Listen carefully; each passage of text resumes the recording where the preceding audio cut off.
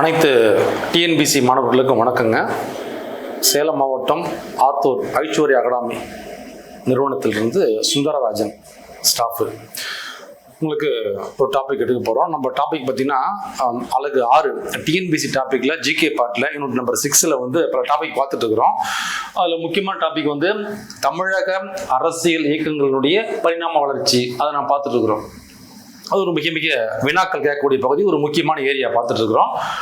இன்னைக்கு திமுக திராவிட முன்னேற்ற கழகம் தமிழகத்தினுடைய ஒரு பாரம்பரியமான கட்சி, 75 ஆண்டுகள் உள்ள ஒரு கட்சி. அந்த கட்சி பற்றி நம்ம பார்க்க போகிறோம். அந்த கட்சியினுடைய முதலமைச்சர்கள், அவருடைய முக்கியமான திட்டங்கள்லாம் பார்க்க போகிறோம். இங்கே பாருங்க, திமுக என்ற கட்சியை அறிஞர் அண்ணா அவர்கள் சேலம் நகரில் நிறுவிய ஆண்டு 1949 செப்டம்பர் 17. 1949 செப்டம்பர் 17 நிறுவனர் அண்ணாதுரை அவர்கள். அடுத்து இந்த திமுகவினுடைய முதல் பொதுக்கூட்டம் சென்னையில ராபின்சன் பூங்காவில் நடக்குது. இந்த பொதுக்கூட்டம் நடைபெற்ற பின்பு 1967 தமிழகத்துல தேர்தல் வருது. இந்த தேர்தலில் மொத்தம் 234 தொகுதிகளில் அண்ணாதுரை தலைமையிலான திமுக 138 இடங்கள்ல தனிப்பெரும் கட்சியாக வெற்றி பெற்று ஆட்சி அமைக்குது. இதுல இன்னும் ஒரு சிறப்புன்னா, மெட்ராஸ் மாகாணத்துல காங்கிரஸ் அல்லாத முதல் அமைச்சரவை அமைத்த முதலமைச்சர் யாருன்னா பேரறிஞர் அண்ணாதுரை அவர்கள். திராவிட இயக்கத்தினுடைய ஒரு முன்னோடி அப்படின்னு சொல்லலாம். அடுத்து அண்ணாதுரையுடைய முக்கியமான திட்டங்கள், அவர் செயல்படுத்திய முக்கியமான முறைகள் பார்த்தீங்கன்னா, அவருடைய ஆட்சி காலமே பார்த்தீங்கன்னா 1967 மார்ச் முதல் 1969 வரைக்கும் அவர் ஆட்சி பண்றாருங்க. கிட்டத்தட்ட 2 ஆண்டுகளுக்கு ஆட்சி பண்றாருங்க அண்ணாதுரை அவர்கள். பல திட்டங்களை வந்து செயல்படுத்திருக்காருங்க. ஃபர்ஸ்ட் பாருங்க, அவரு 1969 ஜனவரி 14 என்ன பண்றாரு அண்ணாதுரை, மெட்ராஸ் மாகாணத்தை தமிழ்நாடுன்னு பெயர் மாற்றம் செய்தாருங்க. ஒரு முக்கியமான ஒரு விஷயம், தமிழ்நாடு தனித்துவமானது, பண்பாடு சார்ந்தது, மொழி சார்ந்ததுங்கிற விஷயத்தை மையமாக்கி என்ன பண்றாருங்க, மெட்ராஸ் மாகாணத்தை தமிழ்நாடு பெயர் மாற்றம் பண்றாருங்க அண்ணா.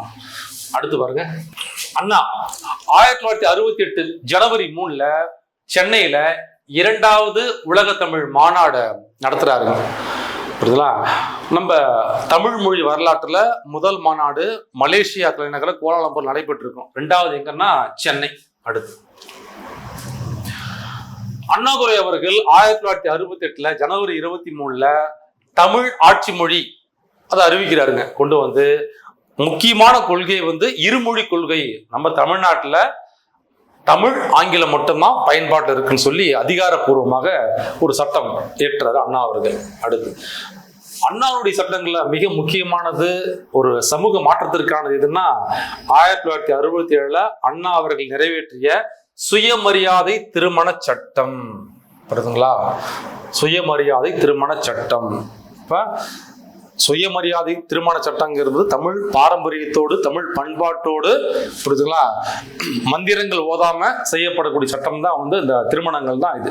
அடுத்து இந்த அண்ணா அவர்கள் 1968 ஜனவரி 20 என்ன பண்றாருன்னா சுயமரியாதை திருமண சட்ட திருத்த மசோதா வந்து நிறைவேற்றுறாருங்க அண்ணா அவர்கள். அடுத்து 1969 அண்ணா இறந்துடுறாரு. அண்ணா இறந்த பின்பு தமிழகத்தினுடைய இடைக்கால முதலமைச்சர் நாவலர் நெடுஞ்செழியன் அவர்கள் பதவி ஏற்கிறார்கள். இவர் சில மாதங்கள் முதலமைச்சராக இருக்காருங்க.